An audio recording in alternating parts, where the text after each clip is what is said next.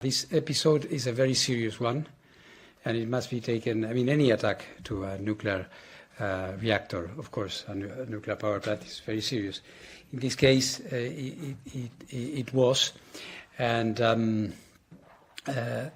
it was, as I mentioned now to the board, a direct hit of a quite big drone with a very strong payload that crashed into the wall of an electrical installation very near to one of the reactors, Unit 3, which I could see. It drew a very big hole. There was an explosion, and of course, immediately and in practical terms, it caused the stoppage of one of the units because it no longer had external power supply. We had a very good conversation, and this I think is good. External power supply is not completely repaired. There's no problem with the supply chain or the other aspects. So I wanted you to have an idea of what is the situation there. In our assessment, very serious event. Very good, very professional reaction by the operator, which is really a young operator. So they were, I think it's fair to say that it was a test by fire, and they reacted quite well. Well, obviously, there have been a number of attempts to re-establish our verification activities in Iran. Both after the 12-day war and since the last military episodes this year. The issue here is multiple because Iran has a number of obligations in terms of informing us and giving us access for our inspection work. It is clear that under war circumstances this is not possible, but there has been quite a long ceasefire. We were able to perform some activities in facilities that they chose, like the Bushehr nuclear power plant and other facilities in Iran. So obviously there is an element of discretion and in terms of what they allow us to see and not. And as you all know, the obligations, the legal commitments by Iran still apply under any circumstance. So, I would say this is the situation. And if you are asking about obstacles, I would say that there is this current situation, the conflict, the ongoing war. There is a ceasefire, but the war is still on, technically speaking, with Israel and with the United States. We have been taking part directly and at times indirectly in conversations amongst them, but I would say that these stand out on the part of Iran. Of course, for us, the possibility of engage is always there and should always be there. What's your sense of where we are right now, both in terms of how close we are to a ceasefire extension and whether this idea of a sort of a 60-day time frame to reach some kind of nuclear agreement is realistic? Maybe just start with that and I have one follow-up on that.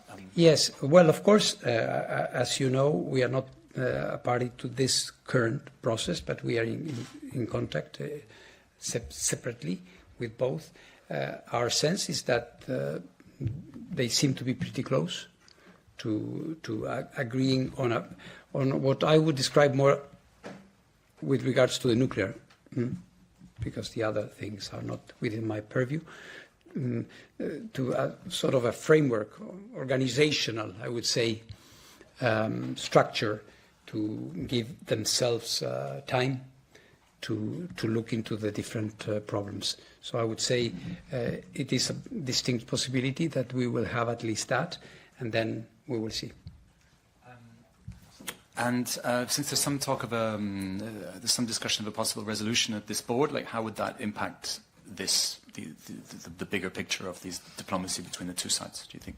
I'd rather abstain to commenting on that one. It's a member state issue and if they want to have a resolution or not. I would be interested to hear your assessment about the highly enriched uranium that is believed to be located inside Iran at various sites on the ground.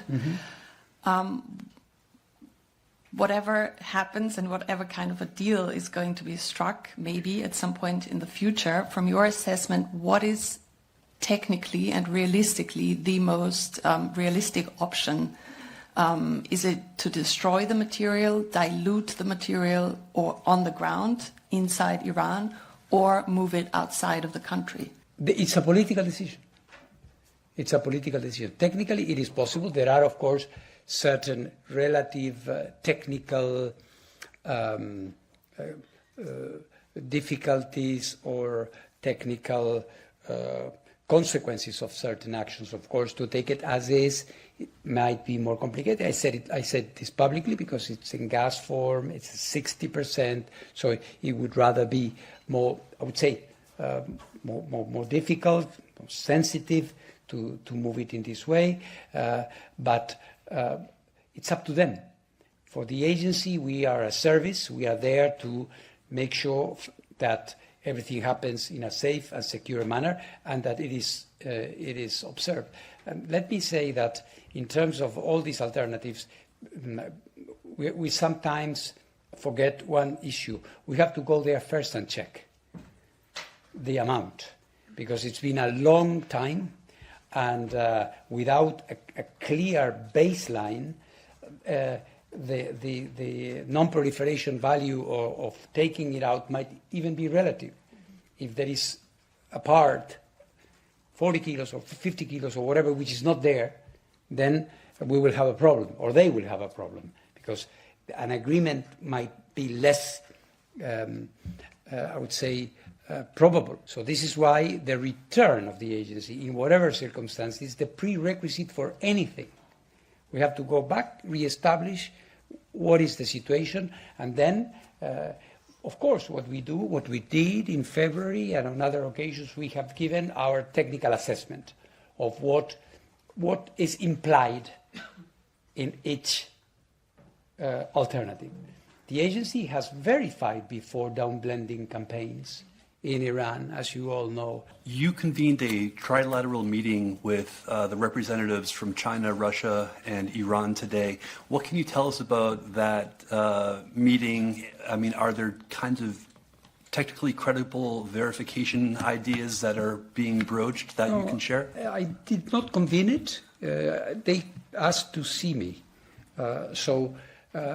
Basically, I think it was a meeting for them to reiterate their basic approach to this matter, and in particular, what they consider the necessity for me, I'm trying to interpret what they say, to recognize that it's very difficult for Iran to comply with its obligations in the current circumstances. I reiterated my points, and it was basically this.